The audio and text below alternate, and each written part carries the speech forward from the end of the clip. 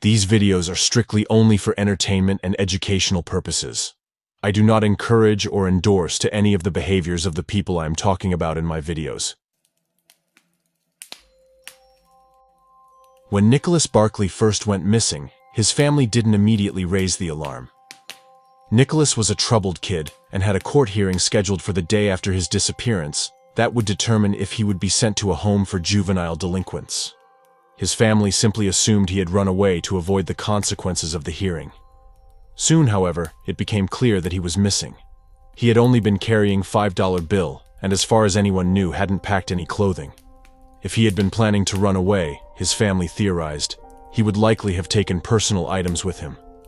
But he had left everything behind. Police opened a missing person investigation, but there were virtually no leads on where Nicholas could have gone. As he had only $5 to his name, the likelihood of him having secured a ticket on public transportation was low, as was the possibility of him finding room somewhere. It seemed the only explanation was that he'd hitchhiked out of town, and if he had, there was even less hope of finding him. Then, 3 months later, police received a phone call from Jason Barclay, Nicholas's uncle. He claimed that he'd seen Nicholas trying to break into their garage, but when police arrived, Jason told them he ran away. It was the only lead in the case so far, though it eventually panned out to a dead end. 3 years later, just as the Barclay family was beginning to lose hope, they received a miraculous phone call. Nicholas Barclay had been found. He was lost and scared in the middle of a Spanish village.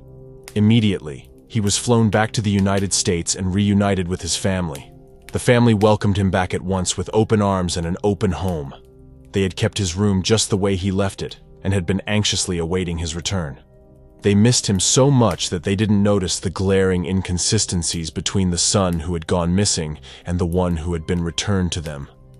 The Nicholas Barclay who went missing in 1994 was a blonde-haired, blue-eyed boy of 13 with a violent temper and an unruly attitude problem.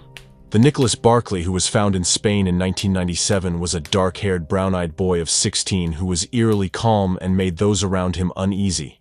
Despite the fact that he neither looked or acted like their son, the Barclay family insisted, without a doubt, that the boy was their son, Nicholas Barclay. The harrowing story of the Barclays' pain and its subsequent Hollywood happy ending made national headlines. A missing boy reunited with his family after years of abuse drew news crews and reporters to the Barclays' home day in and day out. It also drew investigators who were determined to find out what had happened to Nicholas Barclay during the 3 years he was missing. According to Nicholas, he had been kidnapped on his way home from the park where he had been playing basketball with his friends. Then, he'd been put on a plane and taken to Europe, where his kidnappers had forced him into a child trafficking ring. Eventually, he said, he had escaped and made it to safety where he was discovered by local law enforcement. As for his appearance, he said that the kidnappers had changed his eye color and dyed his hair to conceal his identity. After hearing the account of Nicholas Barclay's ordeal, private investigator Charlie Parker became suspicious. The hair and eyes claims were suspicious, as it was unlikely that the kidnappers went to such lengths as to alter his eye color, or could have even been able to. He was also put off by the difference in personality. Though such a traumatic circumstance would possibly result in a more subdued demeanor and the victim withdrawing into themselves, Parker felt that it was something more than that.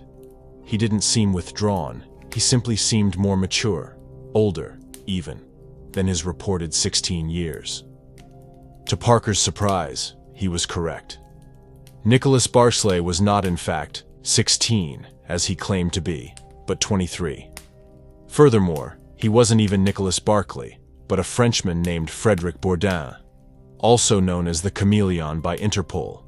He was a French criminal and serial imposter, who had spent his entire life impersonating missing children and creating false identities and names. He'd been wanted by Interpol for several years and was believed to have masqueraded under no less than 500 false identities. When Bourdin had heard the story of the distraught American family looking for their missing son, he had easily slipped into the persona, having gotten the idea when a Spanish police officer suggested that he bore a resemblance to the boy. he was able to keep up the charade for 3.5 months, fooling the Spanish authorities, the FBI, and even the Barclay family. Soon, though, Parker realized that Bourdin may not have been fooling the entire Barclay family. Jason, Nicholas's uncle, had apparently begun to question Bourdin's authenticity as his nephew. As soon as Parker asked to interview him, however, Jason sadly passed away, the victim of a drug overdose. Jason Barclay's death raised Parker's suspicions even more, and eventually outed Frédéric Bourdin to the family. The authorities arrested Bourdin and sentenced him to 6 years in prison, double the recommended time. Once again, the Barclay family was left without their son, the weight of which was so much more the second time after they believed he was finally home. Bourdin, however, didn't believe that Barclay's grief was real. While in police custody, he proposed a disturbing theory. Why would the Barclay family accept him into their home so willingly when it was so clear that he wasn't their son unless they had something to hide? Furthermore, he suggested that someone or all of the Barclay family members had murdered Nicholas and adopted Bourdin, knowing full well he was an imposter, to cover it up. Charlie Parker bought into Frédéric Bourdin's theories and has been working toward proving them ever since. Using evidence gleaned from initial investigations and others that were opened after Bourdin's imprisonment, Parker has put together a compelling case. He believes that Nicholas Barclay's rage eventually pushed a family member over the edge. Police had been called to the home on more than one occasion, and the family had vocally expressed their displeasure with his attitude. Jason Barclay's death was also seen as an admission to something, as it had come at an unusual time.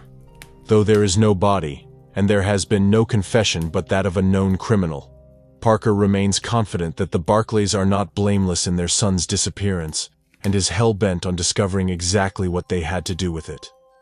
So far, he has nothing, but that doesn't mean he won't stop trying. "I don't have any confessions. There's no body. Murder is very simple and very basic," Frédéric Bourdin said. "I think something happened inside that house, but I can't prove it." Thank you for watching this video. Please feel free to share your thoughts in the comments down below. Don't forget to like the video and also subscribe for more. See you next time. Bye.